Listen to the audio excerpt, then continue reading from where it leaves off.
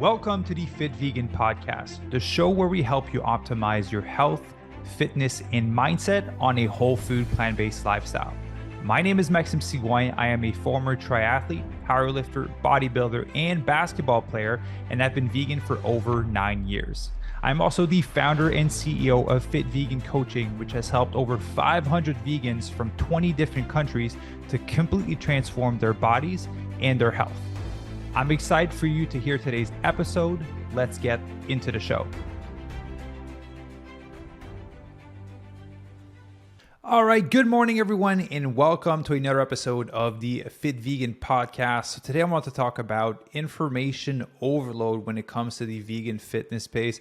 Beginning a lot of messages from people that are having a hard time filtering through all the information that is out there in order to help people become healthier and fitter. So today I want to help you again, just break through all of that and just give you some simple guidelines to make your transformation to your next step easy, because I don't know for you, but I tend to be an over-analyzer. When there's a lot of information in front of me, I used to just be frozen and not know where to go, because I feel like there's probably 5-6 different paths that I could be taking that I'm not too sure if they would actually work, and if they were to work, or if I picked the wrong one, I would just feel bad that I didn't pick the right one in the first place.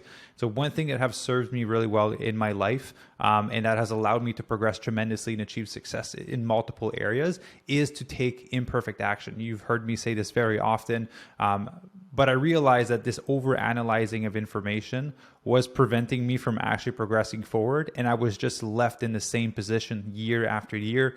Maybe you can relate to that. You know, you want to lose 20, potentially 40 pounds, and then you start diving into vegan nutrition, into research, into fitness, and then there's so much information that you don't do anything. And the next year, you still need to lose that 20 to 40 pounds. Now you're just more overwhelmed with all the information that is out there. And so today I want to help you cut through the noise and tell you a little secret from the fitness industry and the fitness space is that it's not that complicated. Right? I know there's a lot of studies coming. I know there's a lot of things that people are saying online, but if you really look down at the core of what people are saying behind all the fancy branding, you need to move your body. If you want to just be healthy, you can go hiking, do yoga, you can go for runs, you can do all that fun stuff. If your goal is to see a shift in body composition, meaning you want to get stronger, you want to build muscle, you want to, again, build muscle, lose fat, that is what's considered a shift in body composition, you need to be strength training. There is no way around that. It's the core foundation of being able to achieve a shift in body composition. And so at a minimum, 3 times a week, at a maximum, I would say 5 times a week, because past that, it's a little bit too much and your body's really tired. And then, so I just want to say at the end of all this, I'm going to give you some clear guidelines of where to get started. But just from a training standpoint, be physically active, move your body by doing things that you enjoy. If one of your goals happens to be shifting your body composition, you need some strength training in there. All right. If you want to have a strong heart, do things that train your heart. If you like cycling, swimming, running, rollerblading, hiking, whatever it may be, do that thing because you need to enjoy what you are doing. It's that simple. Don't worry about what type of zone you should be training in. Don't worry about should you do HIIT? How long should your rest be? All that fun stuff. Just go and have fun for now, right? You just need to get started. If you're diving into zone training, if you're diving into a little bit more of the structure when it comes to cardiovascular type exercise, that means that you have a desire to train for performance and to compete. I'll be honest with you, if you're not looking to compete in any specific sport, don't worry about zone training, right? It won't change too much for you. That is simply there if you want to improve, for example, in a sport of triathlon or marathon or cycling or swimming or things like that. So again, from a cardiovascular standpoint, just have fun, just move your body. From a body composition standpoint, strength training. And then from a nutrition standpoint, there are key rules that have always been there for nutrition. You cannot lose weight when you are in a calorie surplus. You cannot gain weight if you're in actual calorie deficit. And you'll see why I use the word actual a little bit later on in the podcast episode. But you can't lose weight if you're in a surplus. That is a key rule. You cannot lose weight if you're at maintenance calorie. Now, that range of maintenance varies for everyone. All of you have different let's say, lifestyle obligations. Some of you work at a computer all day. Some of you are just up and work. You're working in construction. You're in the field, moving around all the time. Some of you have a bit more active, some less active jobs. Some of you are parents, so you're running around for the kids' activities. Some of you are just chilling at home watching Netflix. So you all have different energy expenditures per day. And then the other part is obviously taking into account your age, your metabolism, and the amount of muscle mass you have on your body. The more muscle mass you have, the higher your calorie burn would be per day, because you need more calories to sustain the quality weight that you have on, which would be the muscle. So big part, right? Super simple. Strength training minimum 3 times a week. Second, do cardiovascular exercise that you enjoy, even if you're looking to build muscle. You can have the biggest biceps, the biggest chest, the biggest booty. If your heart's not strong, you're going to die early. So you need to train your heart regardless of what your goal is. And then third, be in a calorie deficit. And then the fourth one is simply hit your protein metrics. Again, if your goal is to not improve your body composition and you just want to be healthy, there's a lot of recommendations looking at some of the studies that Dr. Michael Greger shared. 0.8 gram per kg of body weight. That is more than enough for you to be healthy. But if you're actively looking to improve your body composition, there needs to be a bigger emphasis on the amount of protein that you eat. And I promise you're going to see a difference in terms of your strength, energy in the gym, and how your body is actually shifting. So for that range, you're looking at a 1.2 gram to 2 gram per kg of body weight. All right, so keeping it basic for you to get started. Eat between 1.2 gram to 2 gram per kg in a body weight. Be in a calorie deficit, strength train minimum 3 times a week, and do cardiovascular exercise that you actually enjoy. Boom. That is all you need, right? So if you start that and you follow that, you will start heading in the direction that you want for you to become a fit vegan. So now the next layer of that is we can start optimizing a little bit more of these sequences. So from a cardiovascular standpoint, if you want to become better, you can increase slightly the intensity or the duration. For example, if you're doing a hike, you can hike a little bit longer. If you're cycling, you can cycle a little bit harder for the same time frame, right? There's many ways to increase intensity. From a strength training component, the biggest thing that is going to matter is progressive overload. So if you're not familiar with the term, progressive overload is where you basically add a little bit more of a new stressor every single month. So let's just say on month 1, you do 3 sets of 12 reps, then maybe 3 sets of 10 reps. On the second month, you can do 3 sets of 12 reps. On the fourth month, you can do 4 sets of 10 reps and then 4 sets of 12 reps. And then you can play around, then go into a different type of muscle fiber.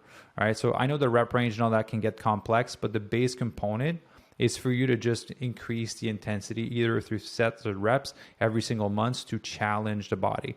Because the main thing you got to know about strength training is your body will not change if you're not forcing it to change. Your body only wants to stay neutral in homeostasis. It just wants to stay balanced. And so if it doesn't have to adapt to anything, it simply won't, because it's not necessarily essential to its survival, because it can live in its current environment of what you're currently lifting and training as.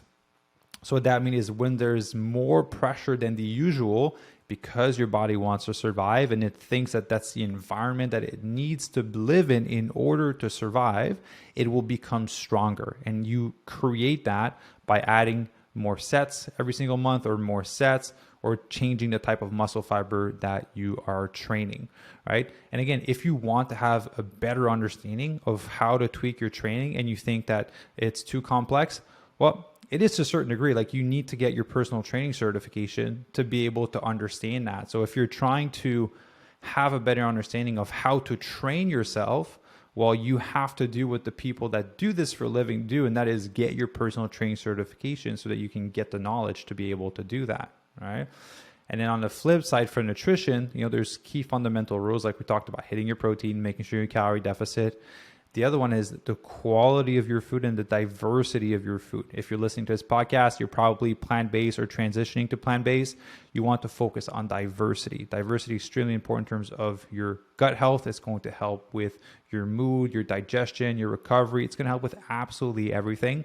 And if you're not familiar with the gut microbiome and all this beautiful world that it includes, I recorded an awesome podcast with Dr. B, which should probably be within the last 10 episodes that I recorded. I post 3 every week, so it's a little bit further back. It's a few weeks back, basically, from when you're hearing this episode. Awesome interview with them, talking about the gut microbiome, how to optimize it, the importance of plant diversity, and all that fun world and everything that it includes. So you want to focus on diversity and you focus on quality of food, right? Because you can hit your calories with eating Oreos and vegan ice cream and bread all the time, which nothing wrong with some bread from time to time, but you don't want to make that the base of your calories. You want to focus on eating whole food, plant-based, and making sure you hit your protein with foods like tofu, tempeh, natto, some edamame, some lentils, some beans, and foods like that. Personally, not a fan of seitan. Doesn't sit well with me, and some of the fake meats. From time to time, it's fine. You just don't want to have a reliance on it. And when you actually do the math for the 1.2 gram to 2 gram per kg of body weight that you're supposed to be eating, you realize that it's actually not that much protein. It's actually fairly easy to hit with some tofu, tempeh, beans, lentils, and some of those more whole foods centric protein sources. So that is the second layer of complexity, right? And ultimately, I think that's all you need to know if you want to become healthier.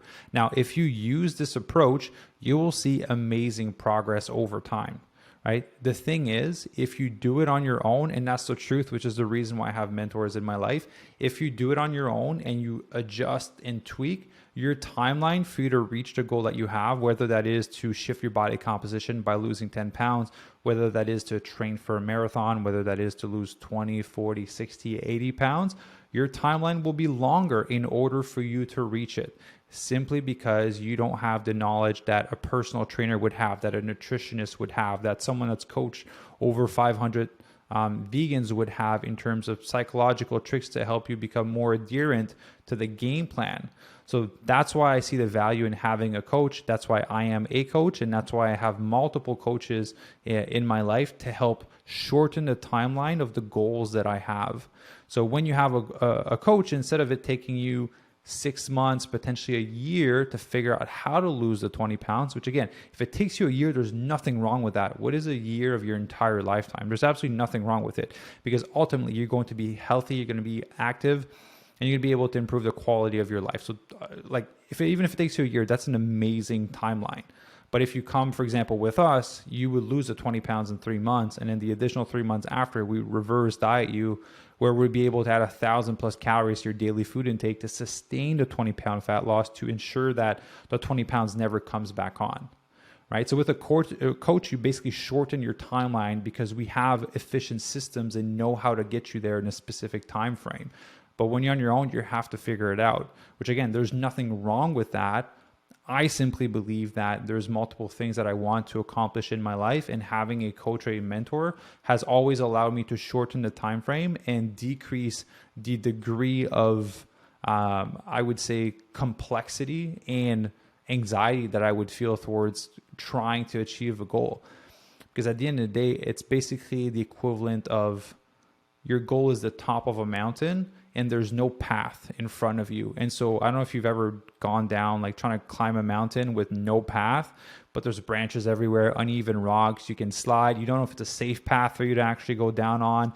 And then you're climbing, you're scrambling, you're trying to get to the top, trying to make your own way. And that's what a lot of people tend to do with their fat loss and transformations when there's experts like myself, which I'm like, hey, I have a beautifully paved path for you to get to the top. You just have to you just have to go right and then do this, and I'll tell you exactly how to get there. And it's a beautifully paved path, right? It's going to decrease the degree of obviously complexity, how hard it's going to be. It's going to decrease the timeline. And I personally believe that it makes it a lot more enjoyable instead of you having to figure out, scramble, fall off track, and then it takes you a month to get back on track because you can't believe that you've fallen off track. So just want to put that out there, that having a coach has its merit, and that's why I have, how many coaches do I have now? I probably have 4 or 5 coaches in my life for various different areas, and I have 2 of them for the same area. So I highly believe that there's benefit in that. So to go back to the topic at hand of over complexifying information, just those 2 layers that you need to worry about. And ultimately, you taking imperfect action will allow you to figure out what works great, right? Try something. Try eating 1.2 grams to 2 grams per kg of body weight For your protein, maybe you eat 1.2 and you don't feel that strong in the gym. And then maybe if you go to like 1.6, you're like, oh my God, I can lift more weights. I actually feel stronger. I feel like I can lift more. Well, that's awesome. Then eat that amount of protein. And then for your calories, if you eat a certain amount of calories and your goal is to lose weight and you're not losing weight, you need to go a little bit more of a deficit, right? Your body will give you the feedback as to how it is responding to what you're asking it to do. So if you're supposed to eat 2,500 calories to be in deficit and you're eating it and you're not losing weight and you're actually tracking properly, like all the sauces and toppings that you're adding, then go to 2,300. Are you losing weight? No, maybe 2,100 calories. Promise you, eventually you will lose weight. And it's not a fair game. And I say this because some people will be like, well, I have to eat so much less than this other person to lose weight. That's the cards that you've been dealt. Right? Like, what do you want to do about it? You can complain that your metabolism is slower. There's a way to solve that through reverse dieting that we can help you with. But ultimately, you have to deal with the cards that have been dealt to you. And so once you've dealt with the cards that have been dealt to you, then you can actually progress, right? Because I see so many people like, my metabolism is so slow, I can't lose weight. Well, I'm like, hey, you've created it through trying to lose weight in a multitude of bad ways before. We either need to solve it or go along with it and then solve it after. But ultimately, you complaining will not solve the problem. So you actually need to take imperfect action and just progress and make those adjustments as you go along. So to recap, cardiovascular activity that you enjoy, strength training minimum of 3 times a week, and you want to ensure that there's progression in that every single month, either through increasing a set or a rep or changing the type of muscle fiber that you're training. The third one is obviously going to be your nutrition. So you want to make sure you're in a calorie deficit, you're hitting your protein, you're focusing on quality of your food and diversity. So diversity is you buy a whole pack of, you buy zucchini, carrots, onions, mushrooms, bell peppers, and all of that. You cut all of them, put them in a container, and every night you just make a stir fry with them, right? For 1 week. And then the next week you buy different types of vegetable. You make a stir fry mix with it. You make a salad mix with it. It doesn't necessarily have to, for you to eat different vegetables and fruits every single day, because that's way too overwhelming. And honestly, if you buy a bunch of carrots, like you won't be able to, again, have some variety for a month with it. It'll probably last you for like 2 weeks, and you don't want to eat all of them in one go. So you want to be able to spread out over 2 weeks. So if you eat all the same vegetables, a variety of them, like I explained for a stir fry mix for your dinner every night, that's fine. The next week, just make different vegetables for your stir fry, right? There's no need to overcomplicate it. It's actually very simple. And if you're the ones that you're already doing all of these steps and you've reached a plateau and you don't know what adjustments to make, that is where a coach comes in. So if that's you, there's a link down below where you can book your free consultation call. We'd love to see where you're at and what we need to change in order to get you to your goal. We have a solution for you, I promise. And for those of you that haven't started yet, start with those guidelines before you even book a call with us. Or if you just want to have a shorter timeline to reach your goal, then go ahead and book a call. But if you just want to give it a shot on your own, I highly recommend you do, because you'll start developing those habits, right? So that's what I want to leave you guys with on this podcast episode. I hope it was valuable. Be sure to stay tuned, because we put out 3 podcasts per week, and it put a lot of time and effort into making sure that those are going to be valuable for your own transformation for your life. Because again, I'm on a mission to help 10,000 vegans get lean, thrive, and disease-proof their bodies by 2033, and I want you to be one of them. So I hope you enjoyed the episode, and I will see you in the next one.